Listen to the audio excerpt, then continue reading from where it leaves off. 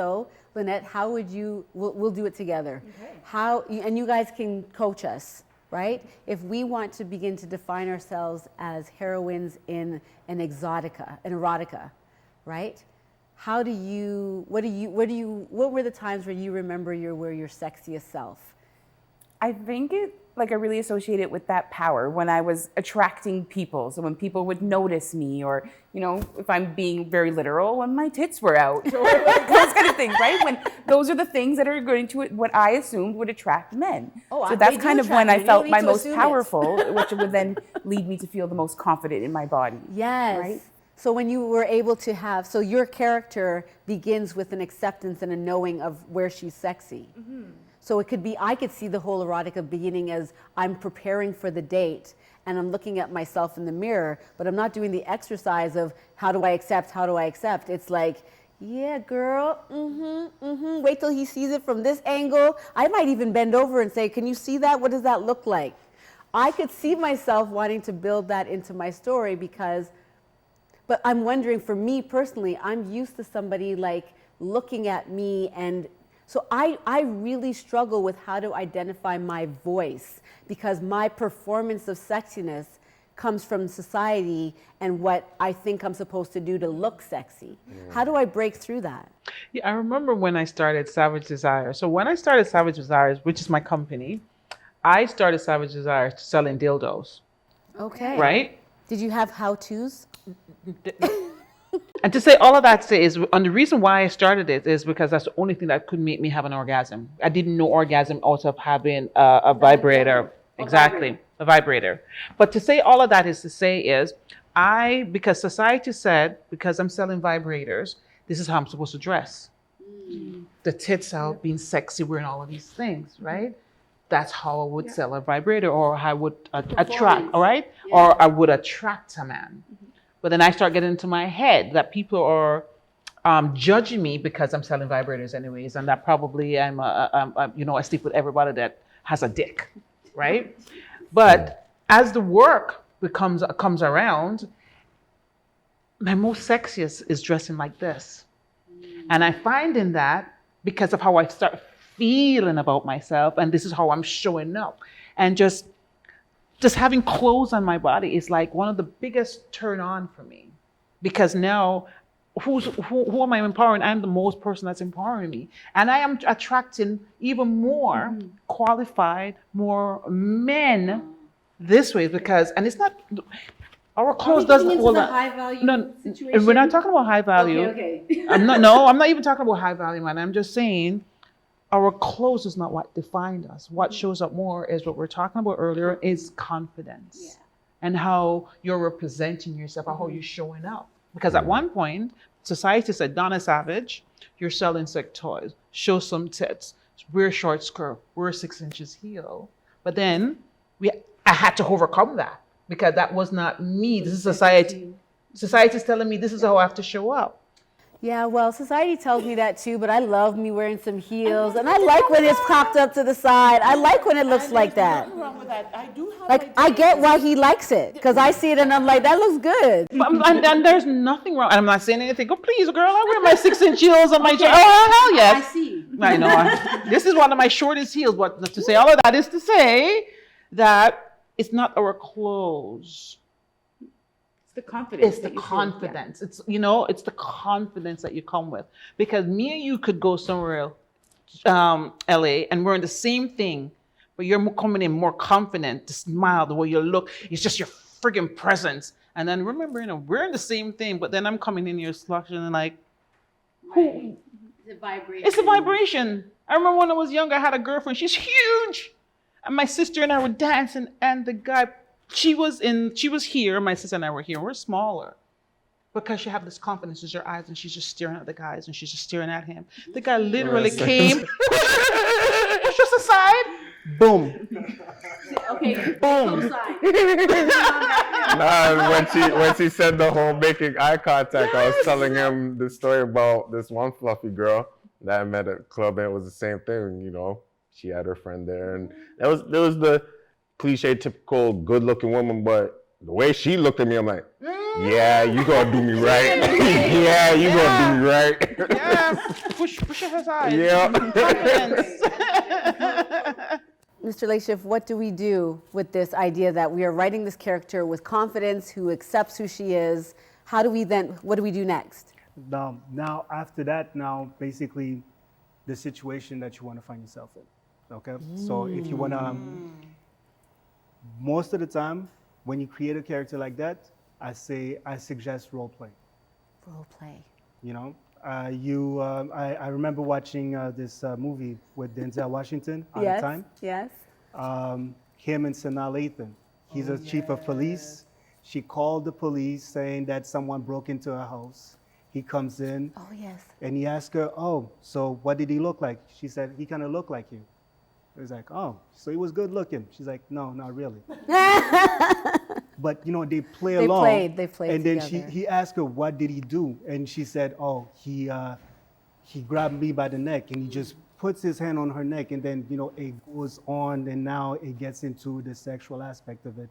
But the narrative started off with distress, but it was distress to get him to come over.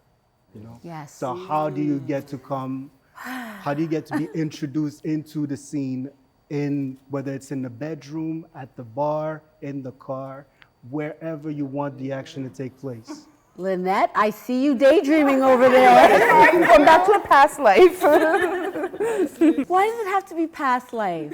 Oh, it could be now. Absolutely. It could definitely be now. My daydreaming is going back to that past life that I had before I did the work. The real. Yeah. But isn't that where fantasies come in as well? Like, because you remember you were talking about memory, Yes. but fantasies too can feel real, right? Yeah. Oh yeah, most definitely. Yeah, I absolutely. I enjoy the idea of fantasies in terms of, and I think some people get it misconstrued in terms of you know what fantasies are. Well, I'm glad you said that because Dr. G, maybe you can go back. This is a great opportunity to make that distinction between fetish and kink and those preference and phobias. Yeah. Can you tease some of those apart? So when we're looking at fetish versus kink, usually, and I put a post about that, just imagine yourself self-stimulating, right? Or solo sex, masturbating, right? And you hear your neighbors going at it, and then it turns you on. That right there in itself is a kink. Now keep that example in mind. Now, if you needed to look at something or read something in order to turn you on, then that would be a fetish. And now I'm not talking about all the great things. There's like 20 plus ways of kink and all these other fetishes and stuff like that. But I rarely do we talk about how do we get to a point where we're understanding the difference between fetish and kink. So typically, if I could try to simplify a definition between the two, where we're talking about something that's kink, it's really just something that's added to something that you're already doing, like this situation with solo sex, and you hear somebody. So somebody else is hearing that sex is added onto the experience, and it's pleasurable. That's a kink. But a fetish, you needing to look at someone's feet, or you needing to look at someone having sex on a video a certain kind of way to arouse you. That is kind of a simplified difference in the definition between a fetish and a kink. So a kink is really, you know, something that you can add on to it, right? That you're already doing and enjoying. Whatever it is, there's so many levels to kink. And it's up to the person to define it, to take that adventure and see what it is. But when we're talking about a fetish, which is also still an adventure, you know, you pretty much have this thing that really starts to arouse you. And then you could do all these other actions and fun things in bed or outside of the bed, which I think people need to start doing, is having more sex outside of the bed. But anyway. Yes, no, preach. I'm here for it. We're here for it. I think about the fact that I know I'm sapio sexual and this understanding, but I don't know if that falls into what you're describing because it's a mental stimulation but I require it because I realize I used to accept it. No more charity for me. This is like if I am not getting the stimulation and arousal I want, you're not getting any because no, you have to work for that. Yeah, no, I've denied myself that pleasure for too long and I want to be stimulated by that. So what is that? Is it just a preference? It could be a number of things, and that takes a bigger conversation to have. I think it would be unfortunate and unfair for me to define who you are within just an hour. But I want to say, just continue to take that journey, and everybody at some point needs to have it warmed up. That doesn't mean that, oh, that's my fetish or this is a kink. We just have to understand what that journey looks like, and have fun with it. Don't pigeonhole yourself into this is my fetish and this is what it is. And so the best thing I could tell you is, first of all, I love you. I love you sharing this experience, but continue to experience it until we can figure out and hash out and flesh out what this I like it. truly is. I love it. I love it. You're right to say that it requires a larger conversation. But I think this conversation has been really enlightening for me personally. And I hope for all of you also, in terms of I didn't realize that you guys were going to be able to speak from the perspective of being a larger man. I didn't even think about that. I knew that you have both possibly have been with a larger woman, and that was what I was going to ask you. But then it just occurred to me as we sat here that, hold on a second, why are we making this about just fluffy girls when there are fluffy men out there that are also having an experience? Are you okay? Hello, No, Dr. G, fluffy man. My little Jesus praise with me. Yes, I agree. Okay, yeah, bring it on, bring it on. I'm here for that too. I'm just really grateful. So I want to thank each of you. And if you want to wrap up with your final points and who you are and how they get in touch with you on social media, we can start with you, Donna. All right. So social media, you know what? As I always said, just Google Donna Savage. Idea, that's basically it. And I'm a well-being sensuality coach. Or Instagram, Savage Desires 69. No, I changed it. Too bad. Yeah, 'cause I love Savage Desires. 69. Savage Desires DS. That's going to be the name of my erotica. There you go. Savage Desires 69. Or on YouTube, Talk with Savage Desires. So I'm kind of out there when it comes to certain things. So yeah, that's where you can find Amazing. me. Big Lou, how do we find you? BIGLU91. That's my official name, Big Lou 91. I'm your lyrically comical decompression from depression. Hey. Okay. And Robert? Mr. Mlolo on Instagram. Look for Mr. Mlolo on, actually Robert Mlolo, the author, on Facebook. Mr._Mlolo on Twitter. We can also find Mr. Late Shift on Instagram and on Twitter as well. Actually, also on Facebook. Wow, there's a lot going on here. I think, you know what, that whole Savage Desire 69, I'm thinking I'm going to have to make some calls after this. Okay. I'm here for all of this. This has been a good day. This is, it's inspiring. It's It's inspiring. inspiring. It's very inspiring. This Savage is what she Desire does. 69. This is what she does. It's savage. Okay, Lynette. You can find me at Matriarch in the Making on Instagram. Matriarch in the making. I love it.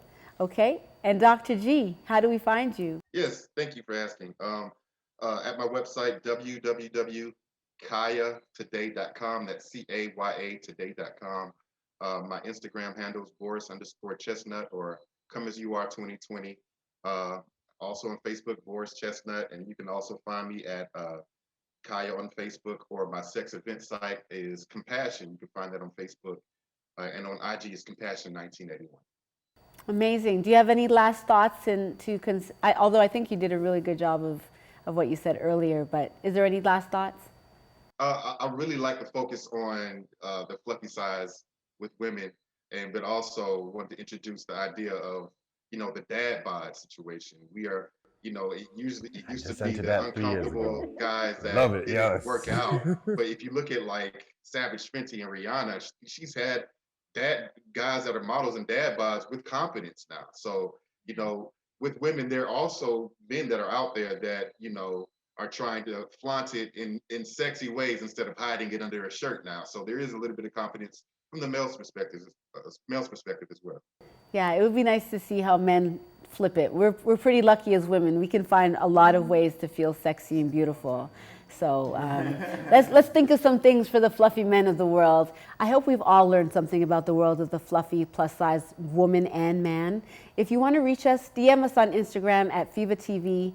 Someone wise once told me that the best way to eat an elephant is one bite at a time. Sexual education and relational wellness is that elephant. So whatever you need to do to make sex and relationships great, do that. We'll see you next time on Late Night Cocktails.